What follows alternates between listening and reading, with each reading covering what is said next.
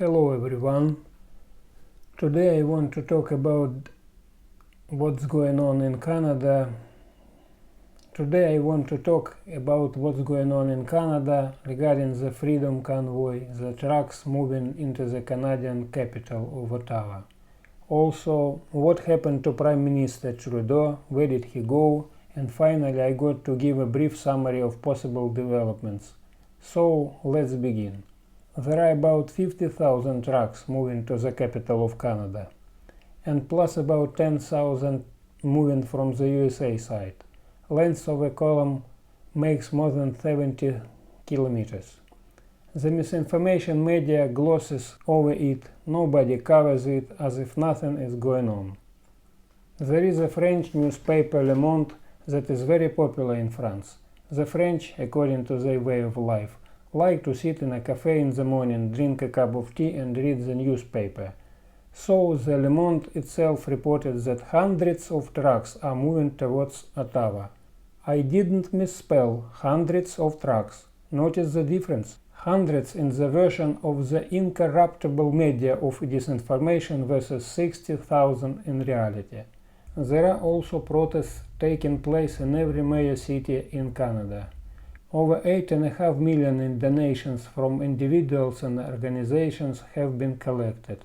At the time 7 million was collected, this money was frozen by the government. This is money from people who donate voluntarily. There are no threats anywhere. The protests are completely peaceful. People are traveling with Canadian flags. There are a lot of people along the roads welcoming the Freedom Convoy. People are handing out drinks and food to passers-by. So the atmosphere is very friendly, a kind of even festive atmosphere, where children are handing out food to people. Money is used to fill up cars, to buy food and whatever else is needed on the road. And don't forget that many of these vehicles are mortgaged to the bank on credit, and even if you fuel them for free, they are still making a huge loss. We are talking here about so-called lost revenues. The truck has to work all the time. A lot of truckers are bought on credit, so the truck doesn't earn anything these days, but the owner has to pay expensive insurance rates and interest to the bank at the same time. The situation is very difficult. People are real heroes. Well, the misinformation media plays on the side of the state by glossing over or distorting everything. Trudeau has distinguished himself by reporting that it's just a small number of marginal elements who are on their way to the capital and they hold unacceptable views. But as I understand it, you can say of the protesters that for them Trudeau's views are unacceptable. The province of New Scotland has banned people from congregating along highways in support of the protests. Snipers have been spotted on the roof of Parliament in Ottawa. Now anyone walking or standing better sit down so you don't fall over, because it looks like the Canadian government has found the culprit. And the culprit, I was shocked on the one hand and not very surprised on the other. The culprit, it turns out, is Putin. Yeah, I'm not joking. They named it. There is a Canadian disinformation medium called CBC. So, host Noel Coxelny has suggested that Russia is playing a bad role in the truckers' freedom convoy.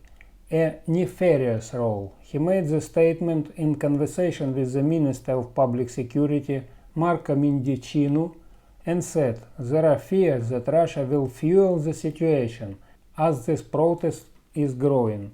Possible Russia might have instigated it in the first place.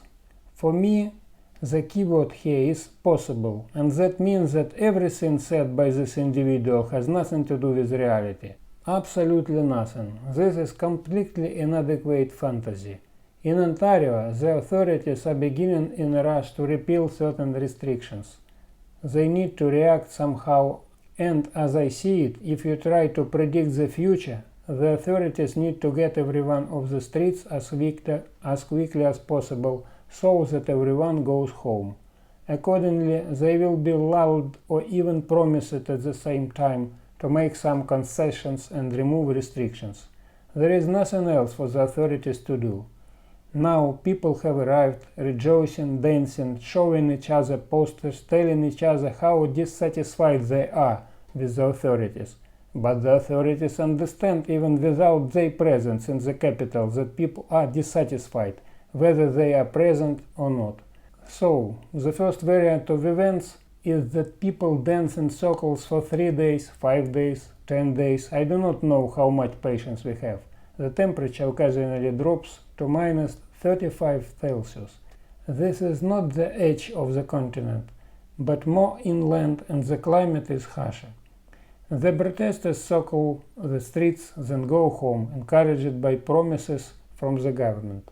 And then the government sets everything back the way it was at best. At worst, they tell us about some new stupid dangerous nuisance like Betacron, Datacron, and so on. Another scenario events could develop along the lines of the events at the capital of Washington, USA. Lists of who is coming, who the instigators are, being complied, and it is possible that people will be arrested, that criminal cases will be opened, and that the full extent of the scourge may be covered. On the other hand, it does look like any 5 truckers call each other and say, "Come on, John, let's leave," and so they go, and the rest of the people join them. I hope there are some more serious forces behind them, helping to organize everything.